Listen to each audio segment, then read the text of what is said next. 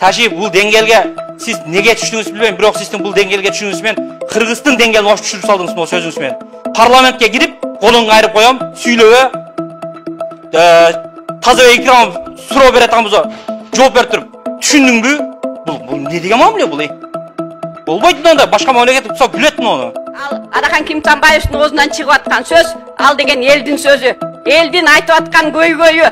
Ошону жеринен көрүп барып, ошону айтып атса дагы, ошону эмне үчүн сиз ошондой эмес деп айтканга акыңыз бар. Биз көрө эмеспиз, биз жалпы кыргыз көрүп турду. Сиздин ошол УКМКнын адамдары кантип туалеттен ары качып, тоону көздөй жүгүрүп бараткандарын. Уялбаса, чын дилинен ак болсо эмнеге качат? Ошол жерде турган элдин баары ошону айтып аткандан кийин ошону айтып келсе, эмне үчүн сиз анын колун сындырат экенсиз? Сиздин колун сындыртып эле карап тура турган кыргыз жок. Бийлик бир күн бар, бир күн жок. Баары эз бар детеген жыйыш керек. Бул жерде сиздер ойлоп атасыздар, эмне кыйкырып, андай кылса, мындай кылса, элдер жок, элдер корккон жок. Эскертип берип атат. Биздин мамлекетте кайра тополоң боло турган болсо, биздин мамлекет көтөрө албай турган деңгээлге жетип калды, ошону түшүнүп атат эл.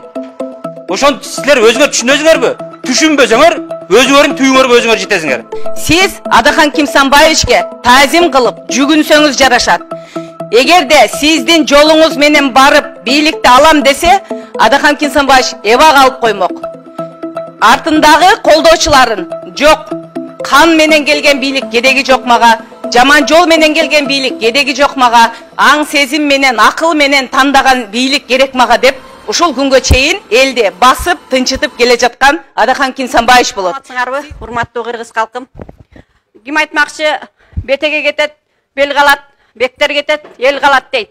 Атайын кыргыз эли шайлаган, ишенип ошол жерге алып барган Адахан Кимсанбаевичка камчы десе да мен эмесмин дейт. Ташчы дейбизби, ким дейбиз? УКМКнын башчысы Адахан Кимсанбаевичка колуңду сындырам деп айтасыз. Сиз колуңду сындыргандай сиз кимсиз? Тил жулган сиз кимсиз? Сиз кимдин эсебинен ошол жерде отурасыз? Рас элдин атынан, элдин акчасынан, элдин налогунан айлык алып, чиновник болуп отургандан кийин сиздин эч кандай акыңыз жок. Жогорку кеңешке барып алып, ошол жогорку кеңеш деген эмне? Жогорку кеңеш деген ошол депутаттардын үйү, ошол жерде ошол ишканасы ошолордун. Ошолор ошол жерде иш кылат. Сиз ошолорду барып алып, андай кыл, мындай кыл, тилиңди жулам, колуңду жулам, бутуңду сындырам дегенге эч кандай акыңыз жок. Угуп алыңыз, акыңыз жок. Биз Адахан Кимсанбаевичти ишенип ошол жерге шайлаганбыз. Ал деген Адахан Кимсанбаевич бир эле президенттин жүзү эмес, ал деген жалпы кыргыз элинин жүзү. Ошол 90 000 кишинин жүзү. Сиз болсо бир президент шайлаган чиновниксиз. Демек, чиновник ал жерге барып, депутатка указание көрсөткөнгө, анандай кыл, мынандай кыл, колуңду жулам дегенге акыңыз жок.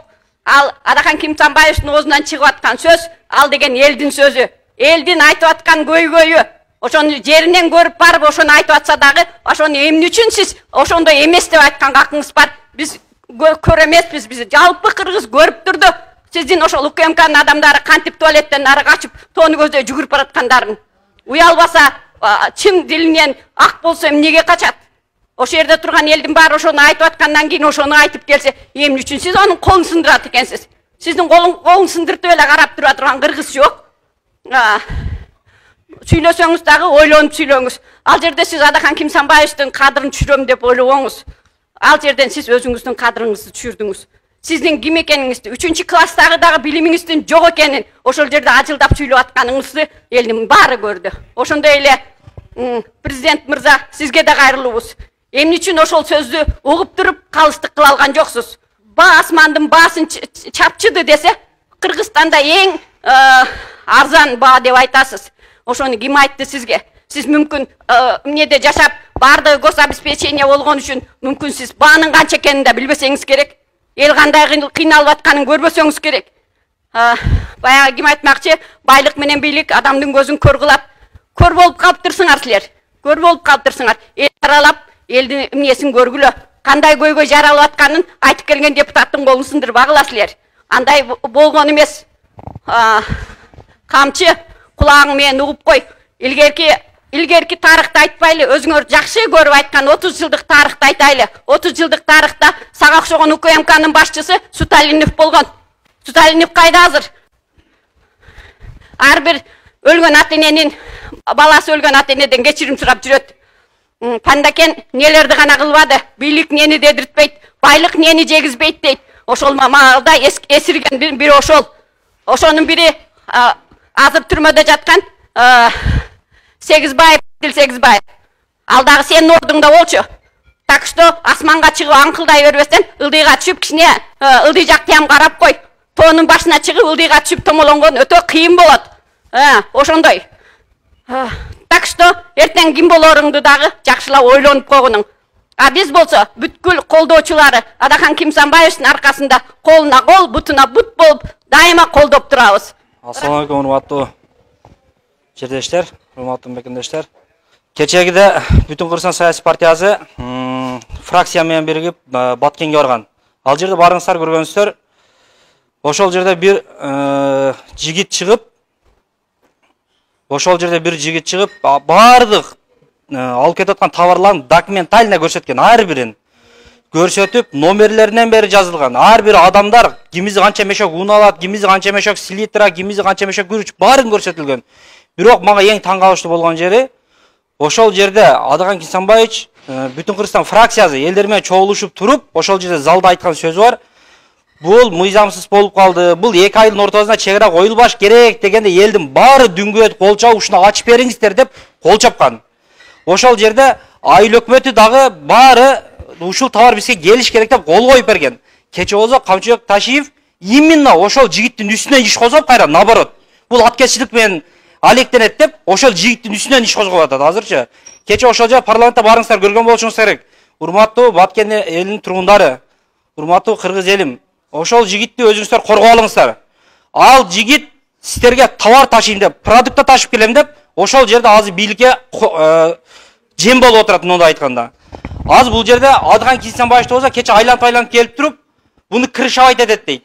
Крышабайт этет деген болсо Адахан Кимсанбаевич жанында айыл өкмөт турган. Айыл өкмөт кол коюп берген, ал да крышабайт этеби? Ар бир жарандар турат ошол жерде мынча мешок бизге селитра керек, мынча мешок дан керек деп. Ошолор дагы мына аткечилик менен алектешкендер крышабайт этеби? Мындай болбойт, эптеп эле бирөөгө жала жабып коюп туруп эле, эптеп эле секин сүрүп койсо боло берет деген андай тактика болбойт. Кыргызстанда чынын айтыш керек. Ушул бийликке чейин дагы баары айтып келишти. Дозуң токтот, башканы токтот, көбүп кеттиң, жакшы токтот деп эч ким уккан жок. Садыр Жапаров ушул жерде өзүңүзгө келиңиз да, жаштап ойлонуп, же президент катары бир нерсени чечиң. Президент катары. Чече албайтан болсоңуз токтотуңда дозун сат кирбедин деп өткүзүп бериң, мында президент деп туруп. Өзүнүн полномочиясында жок нерселерге аралашат мындай айтканда. Эч кандай өкмөт жооп берет ан десеге дагы ал жооп берет. Башка медицинага дагы ал жооп бере берсе, билим берүүгө дагы ал жооп бере берсе. Ушундай болчу эле мамлекетте. Мен мисалы эч кимизден каршы болгон жок, бирок ар бир өзүнүн жумушун алып кетиш керек да могу жерде. Келтирип ташыйып келет, баарына жооп берип коет. Же жооп бере бир нормалдуу жооп бере жок. Келтирип биз, урматтуу жердештер, биз эл өкүлдөрүн жөнөттүк. Биз мыйзамдуу мамлекетте жашайбыз. Бир ар кимиз ар жактан чырылдап чыгып тополоң кыла бербейлик. Андан көрүп биздин өкүл ошол жерге барып туруп сүйлөп, ошол жерде элдин үнүн жеткизсин деп биз көтөрүп чыктык ошол өкүлдөрдү. Кыргыз мамлекети боюнча эң көп добуш алган кандидатты, эң көп добуш алган депутатты келип могу жерде кесет отурасыңар. Бул аткечилик туугандар, чынына келгенде баарыңыздар прекрасно билесиздер. 2 айдын ортосунда эч качан болбойт. Камчыбек Ташиев кантип уялбастан айтасыз ошол жерде. Прекрасно видеодо турат ошол жерде. Көрүнүп турат, баягы элдер келип туруп, $500 сурап аткан өзүңүз 100%, Кыргыздын 90% көрдү ошол жерде. $1000 сурап атат, $5 беребиз болбостон. Ошол жерде элдер ысылдап чыкты. Ошолордун баарын сиз аткечилер деп бүгүн крышабайт этет деп каралап салдыңыз. Андай болбойт. Бийлик бир күн бар, бир күн жок. Баары эз бар детеген жыйыш керек. Бул жерде сиздер ойлоп атасыздар, эмне кыйкырып, андай кыласыздар, мындай кыласыз, элдер жок, элдер корккон жок. Эскертип берип атат. Биздин мамлекетте кайра тополоң боло турган болсо, биздин мамлекет көтөрө албай турган деңгээлге жетип калды, ошону түшүнүп атат эл. Ошону силер өзүңөр түшүнөсүңөрбү? Түшүнбөсөңөр, өзүңөрдүн түйүңөргө өзүңөр жетесиңер. Ушул кетишине кете турган болсо, мен муну ачык айталам. Жаныңыздагылардын баары өзүнүн түйүнө, сизди баары ошо жаныңыздагылар сиздин түйүңүзгө жетет. Жакшылап түшүндүрүш керек аны. Дозум деп эле, башкам деп эле отура берсең, канча депутаттар турат. Бир оз айтсаңар болот го. Нурлан Шакиев кечеге деле эмне деп аткансыз? Садыр Жапаров менен Камчыбек Ташиев Бакиевчанда жүгүнүп келип, менен жалдырап кирген деп аткансыз. Бүгүн болсо сөзүңүздү тескери кылып, башкача сүйлөп атасыз. Бул эки жүзүлүк, урматтуу туугандар. Эч ким көрбөгөн менен Кудай көрүп турат. Биз Кудайдын бар экенине ишенебиз. Кудайдын бар экенине ишенебиз. Бирок Кудай көрбөйт деген нерсе менен кылып атасыңар. Кудай баарын көрүп турат. Таразалайт. Бул чындык баары бир чыркырайт.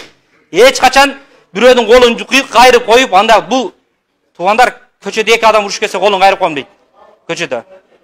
Ташип бул деңгээлге сиз неге түштүңүз билбейм, бирок сиздин бул деңгээлге түшүүңүз менен Кыргыздын деңгээлин ош түшүрүп салдыңыз бул сөзүңүз менен. Парламентке кирип, колун кайрып коем, сүйлөбө, таза экран суроо берет болсо, жооп берип туруп, түшүндүңбү? Бул не деген мамиле бул? Болбойт мындай, башка мамлекет болсо күлөт муну. Кичкене деңгээлди да көтөрүп, деңгээлди көтөрө албай турган болсо, ордуңузга башка бирөө жөнөтүп коюң. Башка жакта ошо башка мамлекетке барасыз, ошону кыйкырып отура бериң, колуң жуулам, кайрып салам, сындырып салам, башка кылам деп. Кутмандуу кечиңиздер менен сөздүн кыскасын айтканда, өзүңдер ойлосоң бирөөнү шер ойло деген. Мен Ташиевке кайрылып кетер элем. Сиз ошончолук кол сындыра турган, бут сындыра турган, тил жула турган болсоңуз, эр экенсиз, жүрөгүңүз бар экен, Баткенде күн ара, күн алыс козголоңдор болуп отурат, согуш болуп атат, үйлөр өрттөлдү, эшек такалап отурасыңбы? Барбайсыңбы ошол жактарга? Тиги жерге келип алып жаман катындардай алжыңдашасың. Ай эмне үчүн тажиктер кирип келгенде сен үнүңдү чыгара алмактырдай башыңды кыпчып алдың, кыпчый турган жериңе. Эмне сага Кыргызстандын келечеги сага оюнчукпу? Же сен жогорку кеңешке келип ошол жерде гана өзүңдү көрсөтө аласыңбы? Же сенин бийлигиң ошол жерге чейин гана жетеби? Сенин күчүң өзүңө гана жетеби? Өзгөгө жетпейби сенин күчүң? Сен деп сүйлөгөн себеби сен өзүңө жараша. Жогорку кеңеште туруп канча миллион кыргыз калкынын алдында сен өзүңдү эмоцияга алдырып сүйлөдүң. Эмне үчүн мен эмоцияга алдырбастан, эмне үчүн мен сенсирип сүйлөбөшүм керек экен? Мен азыр айтып өтө турган болсом, кезинде Садыр Жапаров түрмөдө жатканда, лично мен жүргөмүн мекенчилердин арасында. Калгандары бүт дакансалар кеч эле чыга калган. Каяктагы Бекзатың чыгат, Чыпалакка күнүңөр калган, Чыпалак Батырга. Эмнеңерге ишенесиңер силер? Бийлик түбөлүк эмес. Бийлик түбөлүк эмес. Эч качан бийлигиңерди аркаңарга аркалап кетпейсиңер акыретке. Асманга учканыңда дагы эки жакты карап, ылдыйыңды карап жүргүн. Эмне болду? Мен ал Садыр Жапаровдун передачасына киргизген акчама тарапташтар менен бирге камалды. Аларга киргизген акчама өкүнбөймүн мен. Мен ошол учурда полдорду жууп, ден соолугумду кетирген, мен убактыма, ден соолугума колумду муздак сууга салган күнүмө өкүнөмүн. Биздин мээнетти актабаганына өкүнөмүн мен. Эр болсоңор биринчи Баткен чекарасын чечип койгула, андан кийин кол сындырышалы. Ассаламу алейкум, Кыргызстан жарандары, көп улуттуу кыргыз мамлекетинин жарандары. Бир болгон бир МЧСтин кызматкери болгон киши бүгүнкү күндө сырдуу кызматты басып алып, ошолдо келтирип бардыгын колун сындырып койгон киши болуп атат. Ошондо ушунча турган карапайым калк биз эмне ал кишинин Адахам Кимсенбаевич Мадмаровдун колуну сындырып койсо, биз калган дару занда жөн эле жүгүнүп барып туруп Камчыбек Ташиев сизге эшигиңиздин алдын шыпыра турган киши болушуңуз керек экен эртең бир күндө, туурабы? Камчыбек Кыдыршаевич, сиз биринчиден улуттук коомсуздук коргоого ага сиздин билим даражаңыз жетпейт. Сиздин билим даражаңыз МЧС кызматына эле ылайыктуу. Сиз анан жогорку кызматка отурганыңызга сизге мүмкүн эмес. Камчыбек Ташиев, мен сизге айтарым, сизден кыйындар дагы жок болгон. Мен эки дүйнөлүк неде айтайын. Алла ыраазычылыгы дейт. Алла ыраазычылыгы адам баласынын ыраазычылыгы. Алла эч нерсеге муктаж эмес. Алла сага наразы, Камчыбек Кыдыршаевич. Сен бул менен жакшыга кетпедиң, Алланын алатына калдың. Ушул жарандарга, Адахам Кимсенбаевичка Алла ыраазы. Сен камап, бөкөтүп эчтеке кыла албайсың. Адахам Кимсенбаевич бар экен, силер ошол бийликти басып алдыңар. Ал киши болбогондо силер чыга албайт элеңер. Урматтуу жарандар, урматтуу кыргыз элим, силерге кайрыларым. Мына эфирде көпчүлүгүңүздөр азыр мени көрсөңүздөр таанайсыз, мына чыңгыз го деп. Билесиздер, мен ошо Кыргызстан, Казакстан мамлекетинин ортосунда сиздердин кызматыңыздарда, эл кызматында жүргөн жигитмин. Мен өлүмдөн коркпойм. Өлүм хак нерсе, нак нерсе. Адам бири жаралабыз, бири өлөбүз. Урматтуу Адахам Кимсенбаевич, мен сизге бүгүн бир кайрылуу биринчи сизден баштайын деп чечтим. Кечеги парламенттеги Камчы Ташиев менен айтышкан кездеги сиздин сабырдуулуктун чексиздигин, маданияттын туу чокусун көрсөткөндүгүңүз бизге дагы бир жолу үлгү, дагы бир жолу бизге сабак болуп эсептелип атат. Кандай десем, Ташиевке болгон жообуңуз абдан бийик деп эсептедим. Ушунуңуздан жазбаңыз агай. Сиздин колуңузду сындырам дегендерди сиз алтын ручканы кармап, тамга менен жазып, сиз аны мыйзамдар менен белин сындырыңыз. Сиздин артыңызда чоң күч бар. Сиз эч качан аркаңызга Ташиевке окшогон сабаты жоюлбаган, өзүн каерде алып отургандыгын, этиканы сактай албаган, ушундай инсандарга, ушундай бийликтеги кокусунан келип калган жигиттерге көңүл бөлбөстөн, аларга кыл чайбастан туура эмес жасап жаткан аткезчиликтин, жосум коррупция менен алектенип жаткан бүт бийликтеги былык иши барлардын бардыгын четинен казып чыгара бериңиз. Биз сизди колдойбуз, колдоп келгенбиз. Камчыбек Ташиевич, сиз Адахам Кинсамбаевичтин колун сындырам деп андай жерде коркутуп попузалабай эле коюңуз. Сиздин колуңузду эмес, башка жериңизди сындырганга дагы жигиттер бар. Бирок биз агайдын таалим тарбиясын алганбыз. Агайдын жакшы сөздөрүн укканбыз. Сиз Адахам Кинсамбаевичке таазим кылып жүгүнсөңүз жарашат. Эгерде сиздин жолуңуз менен барып бийликти алам десе, Адахам Кинсамбаевич эбак алып коймок. Артындагы колдоочуларын жок, кан менен келген бийлик кереги жок мага, жаман жол менен келген бийлик кереги жок мага, аң сезим менен, акыл менен тандаган бийлик керек мага деп, ушул күнгө чейин элди басып, тынчытып келе жаткан Адахам Кинсамбаевич болот. Сиздин ошол бийликке барып калганыңыздын себепкери дагы ушул Адахам Кинсамбаевич болот. Ошондуктан бул киши элди тарбиялап, элди жаман жолго, переворотко жеткирбей кармап тургандыгына сиздер бийликтегилердин бардыгы таазим кылгыла. Адахам Кинсамбаевичтен кантип алып жүрүү керек, этика, диантология дегенди үйрөнгүлө. Кече агайдын бийликте, ошол парламентте өзүн алып жүрүүсү, ал кишиге берген жооптору бардыгы мыйзам жолунда. Ал киши аны муну колуңду сындырам дегендерине доказательный кагаздары менен далилдеп көрсөтүп турду. Ал нерсеге Камчы Ташиевдин жоопторун кыргыз эл өзүңүздөр көрдүңүздөр. Эми жакшылап жыйынтык чыгаргыла. Бүгүн эле эмес, дагы күндөр бат эле өтөт, эртең эле шайлоолор келет. Жакшылап акыл калжап тандоо жасагыла. Мына акылсыздык менен же болсо акчага алдангандык менен бийликке кимдерди алып келгениңиздерди бүгүн көрүп отурасыздар. Эгерде Камчы Ташиев парламентте колуңду сындырам деп атса, мен эне катары балам көчөгө чыгып кетсе, ушул балам аман эсен бүгүн кеч үйгө келе экен деген коркунучтар пайда болот. Мындай нерсе ар бир үй бүлөдө пайда болот. Мындай коопсуздуктун бизге кереги жок. Биз мамлекет болгондон кийин тынч жашашыбыз керек, тынч укташыбыз керек. Анан УКМКнын жетекчиси килеген бир депутаттын колун сындырып атса, конечно коркобуз. Атам аман келе экен иштен, күйөөм аман келе экен иштен, балам эшиктен сырттан жакшынакай келе экен колу буту сынбай деген чочулоолор болуп атат. Ар бир энеде, ар бир үй бүлөдө. Камчы Ташиев, сизге айтарым, кандай жолду тандап чыгып кетесиз бул ситуациядан өзүңүз билесиз. Акылыңызга жараша ушул ситуациядан чыгасыз деп ишенемин. Акылыңызга жараша. Сиз ден соолугуңузду чыңдап жүргөнүңүздү билебиз Германияларда. Бирок жан соолук бул деген психология, психика жактан сиз здоровый эмес экендигиңизди кече көрсөтүп койдуңуз. Ошондуктан мен сизге ден соолук эле эмес, жан соолугуңузду дагы кичине карап, ошого жараша иш алып барышыңызды суранып кетет элем. Ассаламу алейкум, урматтуу кыргыз элим.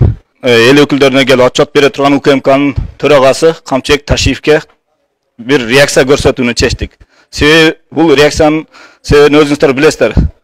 Бул мен деген өзүңүздөр угуп аткандай башына сүйлөп өтүштү. Мен деген эл өкүлү. Кандай болгондо да бул эл алып барып шайлап койгон эл өкүлүн келип алып бул жөнөкөй эле көчөдө эмес, же бир мектепте эмес, чоң трибунага келип алып мен сенин колуңду сындырам, тилиңди жулам деген бул эме өтө уят нерсе. Кечирим сурап, өзүңүздүн маданияттуулугуңузду көрсөтүп койсоңуз, ошол сизге туура болот эле. Саламатсыздарбы, кыргызстандык мекендештер? Биздин кайрылуу жасап атканыбыздын себеби Камчыбек Ташиев өзүнүн ошол жерде Адахам Кинсамбаевичке өзүнүн маданиятсыздыгын көрсөтүп, акылсыздыгын көрсөткөнү, бир эле маданиятсыздыгы эмес, психологиялык жактан ооруп аткандыгын да көрсөтүп койду да. Биз андай кишини мындан ары УКМКда иштегенин ишин улантуусун каалабайбыз. Биз андай киши менен мамлекетти уят кылып дальше биз булардын мыйзамсыз келген бийликке убакыт берип, буларды дагы биз ушул Бүтүн Кыргызстан партиясы жана башка партиялар кайрадан революция кылбайлы, элдин тынччылыгы үчүн буларга шанс берип, буларды күтүп отурсак, булар кайра эле мурдагы илгерки байманаптар болуп, колун сындырам, бутун сындырам деп айберсиз нерселерди айтып отурушат жогорку трибуналарда. Биз булардын мындан ары иштеп отурушуна каршыбыз. Кетсин, отставкага кетсин. Мамлекеттен ушунча элдин тагдырын алардын колуна тапшырып, эми булар адам болуп кетер, түздөп кетер деп шанс берип отурсак, булар дагы ушактарды интернетте отуруп алып ушак таркатып отурушат. Бизге андай президенттин дагы кереги жок. Кечирим сурап, публично кетишсин. Камчыбек Ташиев угуп жаткан болсо, Камчыбек Ташиевке айтарбыз, ушунчалык эле эр болсоңуз, эркек болсоңуз, элдин алдына чыгып туруп, анда Адахан Мадумаровдон кечирим сураңыз. Мен ошону каалайм. Ассаламу алейкум, кыргыз элим. Адахан Кимсанбаевичти эмне үчүн колдоп атабыз? Ал ар дайым чындыкты сүйлөйт. Кыргыз эли ар дайым Адахан Кимсанбаевичти колдойт, поддержка кылып дагы көрөт. Бул жерде чоң эжелерибиз айтмакчы, аз убакыттын ичинде мындай кечирим сурап койсо жакшы болот.